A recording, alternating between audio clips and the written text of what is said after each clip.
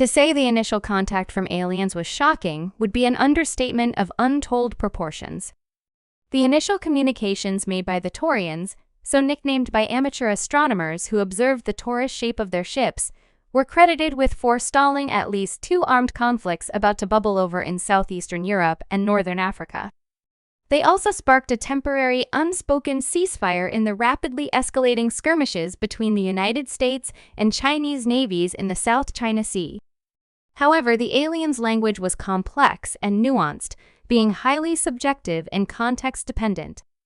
Even after weeks of work, linguists and codebreakers were only able to make confident guesses at their meaning. Fortunately, their messages seemed to convey goodwill and cooperation, with positive inflections.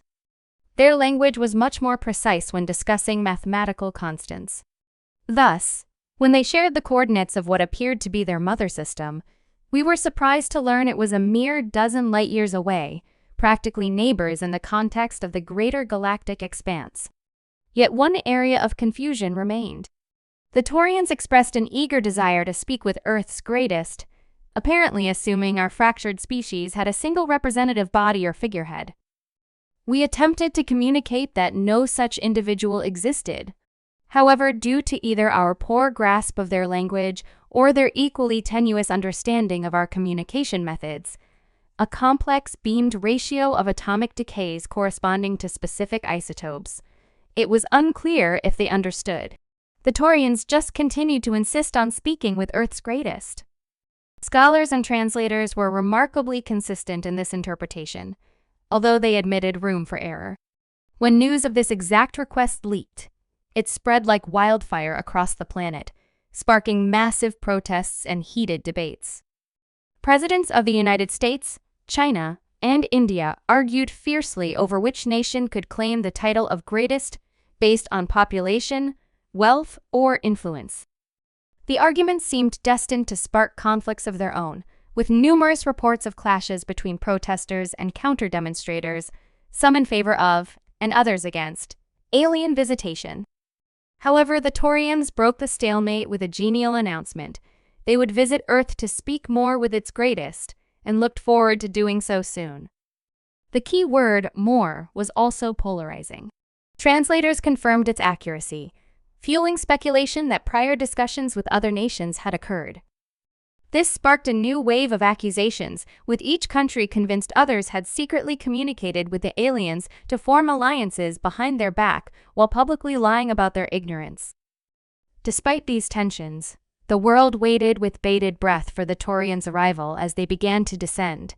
Their descent was gradual and excruciatingly slow. The aliens apparently had no form or need for heat shielding. Many engineers suggested the slow pace was a method to ensure their ship could avoid damage during rapid descent, where human spacecraft would typically use ablative shielding. Still, the slow descent meant finding the approximate area of the landing was relatively trivial. News that it was headed toward North America and somewhere within the continental United States was quickly met with despair and suspicion from Indian and Chinese news outlets, and elation and speculation from American outlets about what backroom deals the president might have garnered during secret discussions with the aliens. But then the American channels began to express confusion and concern. During the final hours of the descent, it became clear the destination was not Washington, D.C., New York, or the greater Los Angeles megacity. Instead, it was headed toward Utah, which sparked an entirely new set of debates and celebrations, this time many along religious lines.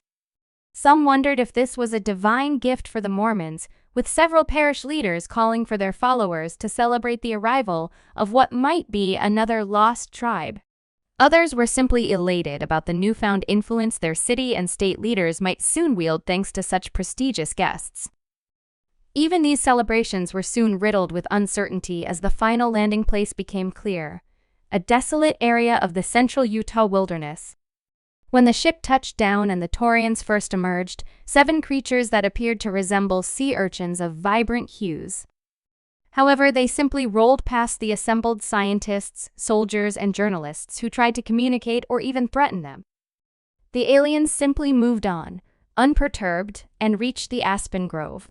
One of the creatures extended a pseudopod and touched the bark of a tree. Together, the septet of aliens began to hum a sound droning alternately between harmony and dissonance. For nearly an hour, the sound continued, until it abruptly stopped. The creatures then rolled back, carefully avoiding the few foolhardy soldiers who tried to block their path, and returned to their craft. Before the Taurians took off, one final message was translated. "We have spoken with your greatest. They have raised concerns about whether your species is best suited as caretakers of this planet, and have asked that we return at a later date, that we may again assess whether your kind is ready for the gifts of knowledge we would bring. Farewell." The aliens left, departing as slowly as they had arrived.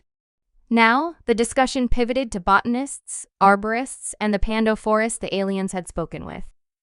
In what became a widely quoted remark in the years to follow, a local wildlife ranger who had worked in the Pando Reserve for more than a decade said that she couldn't quite explain it, but felt like the forest was feeling smug about itself.